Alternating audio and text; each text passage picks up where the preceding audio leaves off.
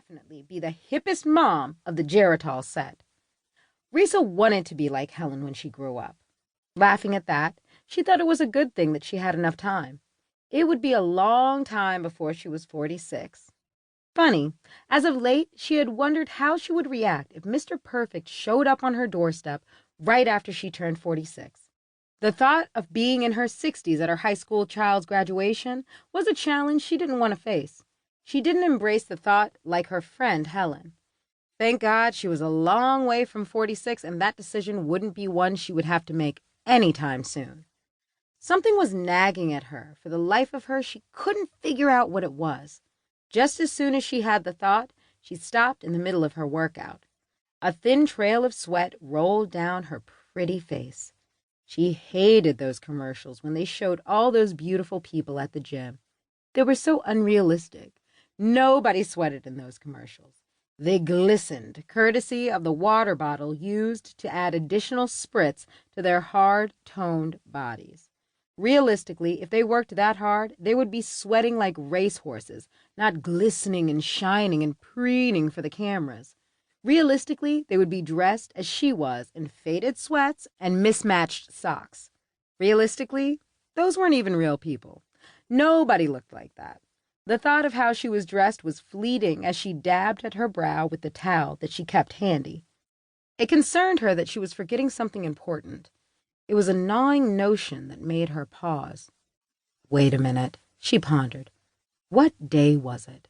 She glanced at the wall clock, then her sporty wristwatch, then at the calendar on the wall to verify the date.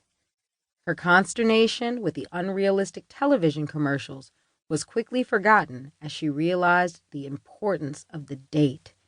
It was exactly 1 month before her birthday, and this birthday was the special one.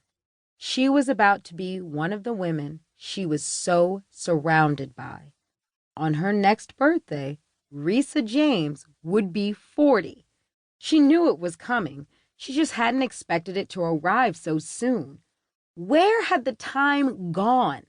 She stood, dumbfounded, staring at the calendar, then back at her watch.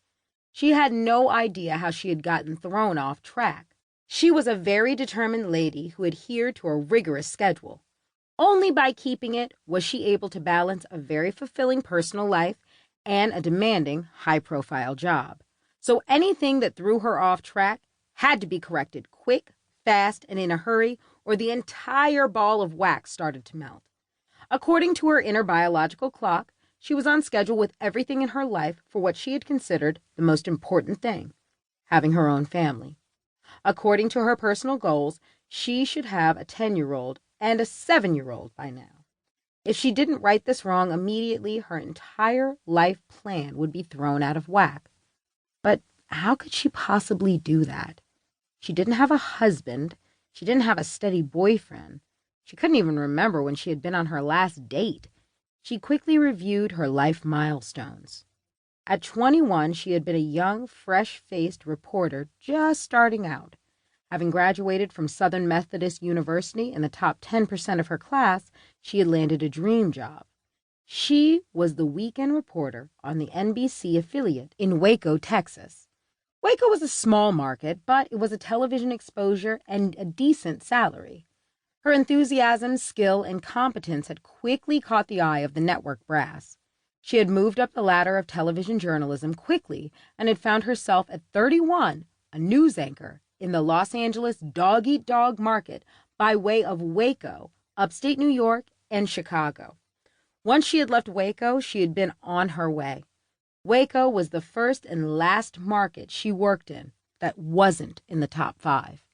She was a good journalist.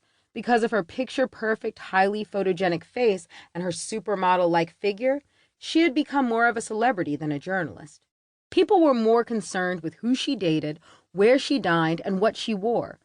The hard news she wanted went to the other, often male, reporters, and she was relegated to covering the celebrity beat. She was at all of the award shows, sharing the red carpet with the likes of Denzel and Holly. Her picture was posted in Vogue and Cosmopolitan. She was a socialite and a jet setter. Then, at 35, tired of all